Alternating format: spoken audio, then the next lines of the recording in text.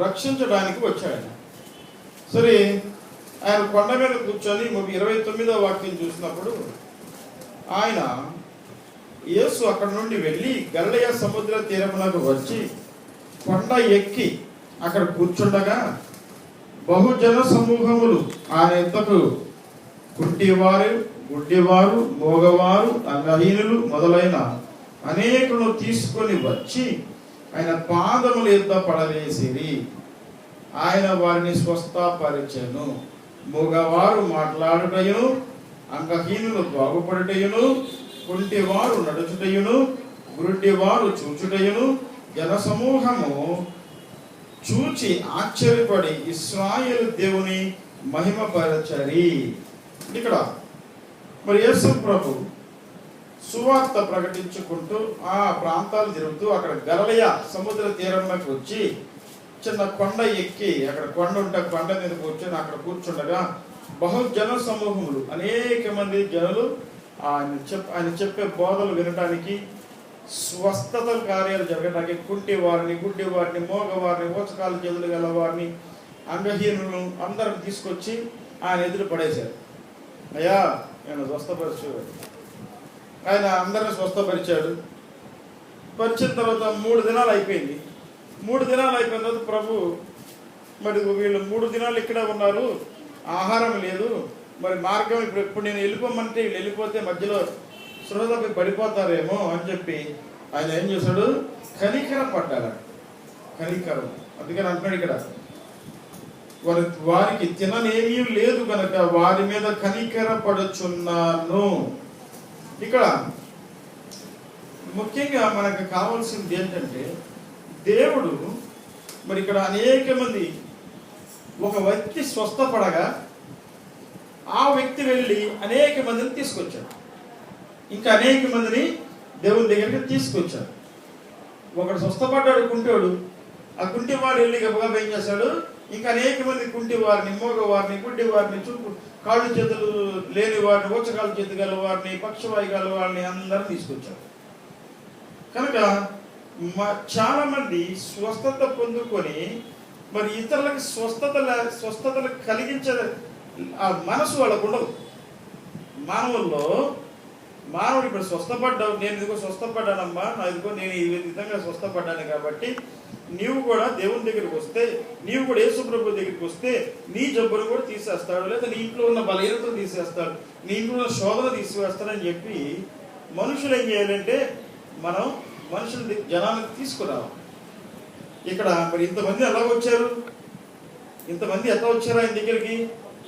మరి ఒకడు స్వస్థపడ్డాడు, స్వస్థపడగానే వాడు వెళ్ళి ఏం చేశాడు, అందరికి ప్రచారం చేశాడు. ఆ ఊర్లో వాడు అందరూ ప్రత్యేకంగా ఆ ఊరు చుట్టుపక్కల ఉన్న ప్రాంతం ప్రజలందరూ కూడా కుంటి వారిని, గుడ్డి వారిని, ఊచకాలు చేతులు గల వారిని, మరి మరి కళ్ళు లేని వారిని, మరి చూపు లేని వారిని అందరిని తీసుకొచ్చి అక్కడ పడేసారు.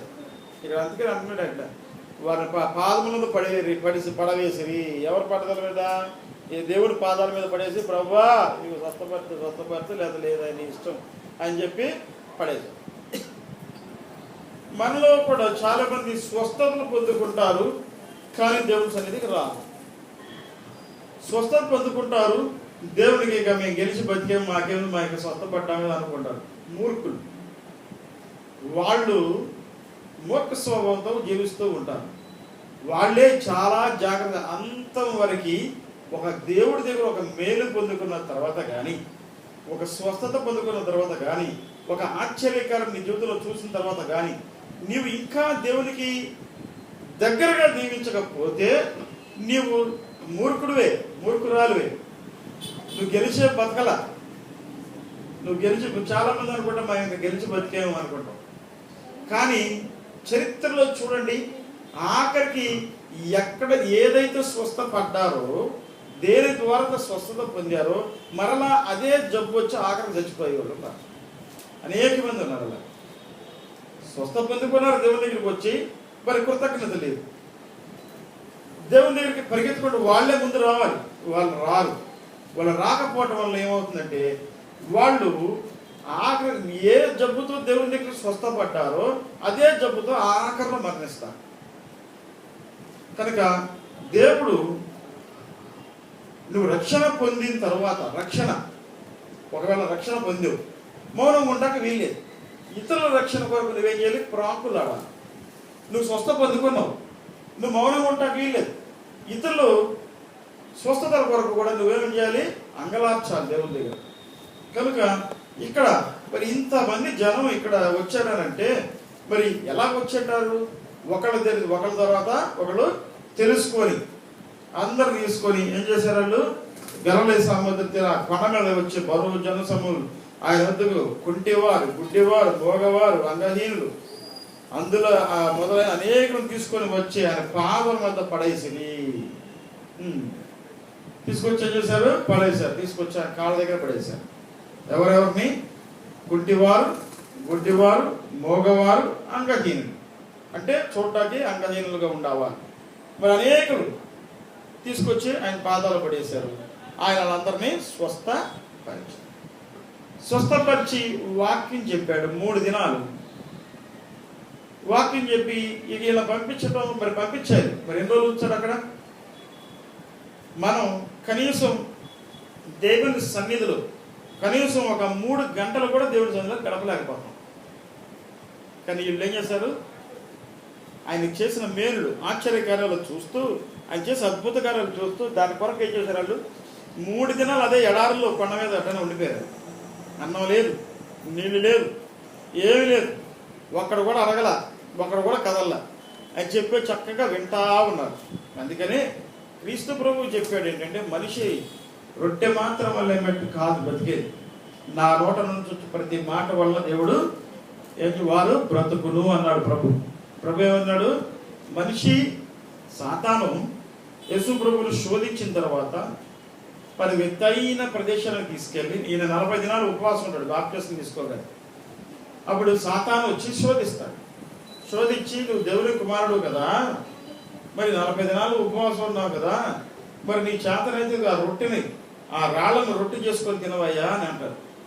అప్పుడు ప్రభు ఏమంటాడు? మనిషి రొట్టె మాత్రం వలనే కాదు బ్రతికేది, దేవుని యొక్క నోట నుండి వచ్చే ప్రతి మాట వల్ల బ్రతుకుండు. మరి వీళ్ళు 3 దినాలు ఆహారం లేకుండా ఉన్నారంటే ఎట్లా బ్రతికారంటారు? చెప్పండి.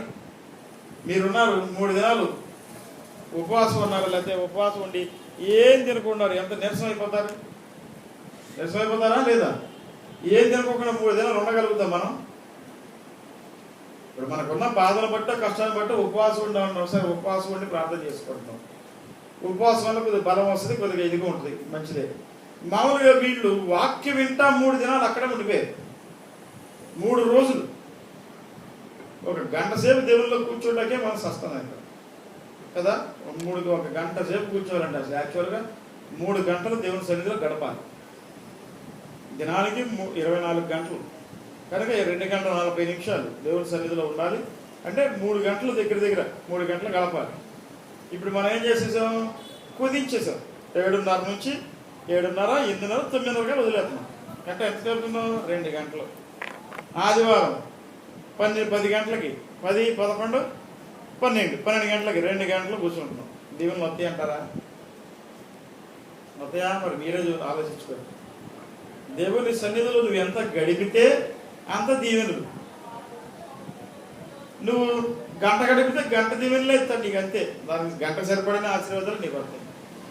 కానీ మనిషి ఎన్ని గంటలు గడపాలి దేవుని సన్నిధిలో? 3 గంటలు, 2:30 గంటలు దేవుడు ఇచ్చిన 10వ వంతు ప్రకారం. కనుక 3 గంటలన్నా కనీసం వాక్యం ఉండాలి. ఇది మందిరం 3 గంటలన్నా ఉండాలి. 3 గంటలు లేకపోతే అది ఆరాధన కాదు. కానీ మనకున్న పరిస్థితులను బట్టి మరి మనం ఏం చేసాం? కుదించుకున్నాం. 2:30 గంట, 2 గంటలే. ఆ 2 గంటల్లో కూడా మీరు ఎప్పుడు వస్తారు? 7:30 గంట 7:30కే వచ్చేస్తున్నారా? 8:30 వస్తున్నారు. ఇంకా ఎంతసేపు ఉంటారు మీరు? గంటే దేవుని సన్నిధిలో గడిపేది, అంతేనా? మరి ఎట్లా మన పరిస్థితులు మారుతాయండి? ఎట్లా మన పరిస్థితులు మారుతాయి? మన జీవితాలు ఎట్లా మారుతాయి? మన బ్రతుకులు ఎట్లా మారుతాయి? ఎట్లా స్వస్థతలు కలుగుతాయి? దేవుని సన్నిధిలో ఆశగా దేవుని సన్నిధికి రాటగా ఆశగా వీళ్ళకి ఎంత ఆశ ఉండబట్టి మరి 3 దినాలు అక్కడే కూర్చున్నారు వీళ్ళు. 3 దినాలు వీళ్ళు అక్కడే కూర్చొని ఎంత వాళ్ళు ఎంత దేవుని వాక్యం విని ఉంటారంటారు. వాళ్ళు ఎంతమంది ఉన్నారు అప్పుడు అక్కడ? యేసు వారిని అడగా 7 రొట్టెలు 2 చిన్న చేపలు చెప్పేది. అప్పుడు ఆయన నేల మీద కూర్చోమని జనసమూహం ఆజ్ఞాపించిన ఆ 7 రొట్టెలను ఆ చేపలను పట్టుకొని కృతజ్ఞతాస్తుతులు చెల్లించి వారి తన శిష్యులకు ఇచ్చారు. శిష్యులు జనసమూహం పంచిపెట్టి వారందరూ తిని తృప్తి పొందటం మీదట మిగిలిన ముక్కల్లో ఎత్తగా 7 గంపలు నిండిని. ఎన్ని గంపలు? స్త్రీలను పిల్లలను కాక. ఇక్కడ చూడండి ఏమంటాడు, స్త్రీలను పిల్లలను కాక తినువారు 4000 మంది పురుషులు. దేవుడు ఎక్కడా కూడా స్త్రీకి ప్రాధాన్యత ఇవ్వాలి. బైబిల్ ఇప్పుడు స్త్రీలు వాక్యాలు చెప్తున్నారు, స్త్రీలు సువార్త ప్రకటిస్తున్నారు, కానీ దేవుడు అక్కడ అధికారం ఇవ్వలేదు వాళ్ళకు. ఇక్కడ పిల్లలు స్త్రీలు లెక్కేలేదైనా పురుషుల్నే లెక్కేశాడు. శిష్యులు మరి ఇప్పుడు దేవుడు శిష్యులుగా చేసుకుంటే మరి 12 మంది మరి పురుషుల్నే చేసుకున్నాడు కదా, 12 మంది శిష్యుల్ని. స్త్రీలను కూడా చేసుకోవాలి కదా, మరి చేసుకున్నారా? ఉండాలిగా. అందుకని మా చర్చిలో మా ఫెలోషిప్ జాషోలాల్ గారి చర్చిలో స్త్రీలు తప్ప పురుషులు తప్ప స్త్రీలు పరిచయం చేయటమే మందిరంలో. చేపలు వేయటం, ఊడటం, కానుకలు పట్టడం, ప్లస్ ఇంకేదైనా పనులు ఉంటే పనులు చేయడం, అంతే. బైబిల్ చదవడానికి లేదు, బైబిల్ చదవలేదు. నువ్వు ఆగమ్మ అంటాడు ఆయన. వాళ్ళు చదువుతుంటే వాళ్ళు నువ్వు ఆగమ్మ అంటారు. పురుషులు ఎవరైనా చదవండి అంటారు, పురుషులు చదువుతారు. కనుక ఇక్కడ యేసు మరి లెక్క పెట్టినప్పుడు ఎంతమంది ఉన్నారంటారు? స్త్రీలను పిల్లలను గాక తినువారు 4000 మంది పురుషులు. అంటే ఈ స్త్రీలు పురుషులు కలుపుకుంటే ఎంతమంది ఉంటారంటారు? స్త్రీలు కలుపుకుంటే మరి భర్తతో పాటు భార్య కూడా రావాలిగా. నేను అనుకోవటం ఏంటంటే భర్తతో పాటు భార్య కూడా వచ్చి ఉంటే మరి అక్కడ 8000 మంది 9000 మంది ఉండాలి. 10 వేసుకో, రౌండ్ ఫిగర్ 10,000 మంది ఉండాలి. కానీ ఒట్టి పురుషులే 4000 మంది. ఎన్ని రొట్టెలు, ఎన్ని చేపలు, ఎన్ని రొట్టెలు అంట? యేసు ఎన్ని రొట్టెలు మీరుతో వీరిని అడుగు. 7 రొట్టెలు,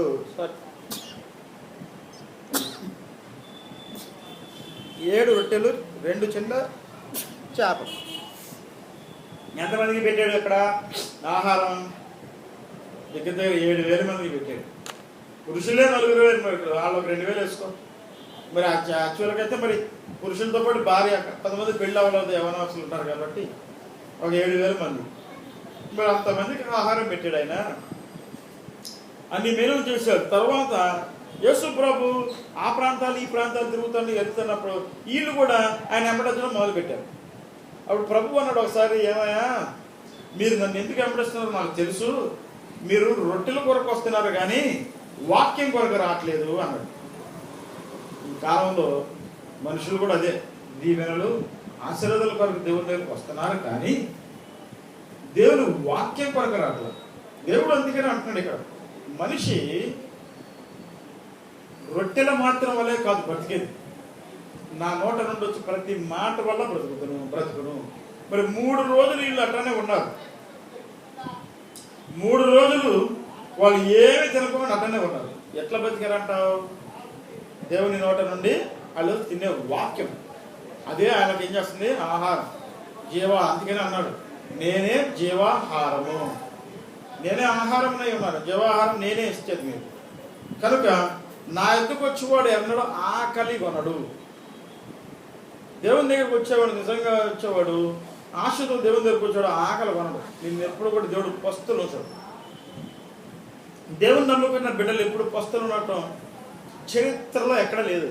చరిత్రలో ఆయన దేవుని నమ్ముకున్న ఆయన శిష్యులే కానీ, ఆయన నమ్ముకున్న బిడ్డలే కానీ, ఆయన పిలిచిన సేవకులే కానీ, పిలుపు లేకుండా ఉన్నవాళ్ళు వాళ్ళు వేరు. పిలుపున్న సేవకుడు ఎవడు కూడా ఎప్పుడు కూడా పస్తులు ఉండదు. దేవుడు ఏదో ఒక రకంగా వాళ్ళని వాళ్ళకి సహాయము చేస్తూనే ఉంటాడు. కనుక ఇక్కడ కనికరం, దేవుడు కనికరపడ్డాడు. కనికరపడి కుంటివారిని, గుడ్డివారిని, ఓచకాల చేతులు గల వారిని, మళ్ళీ అంగవిహుల్ని,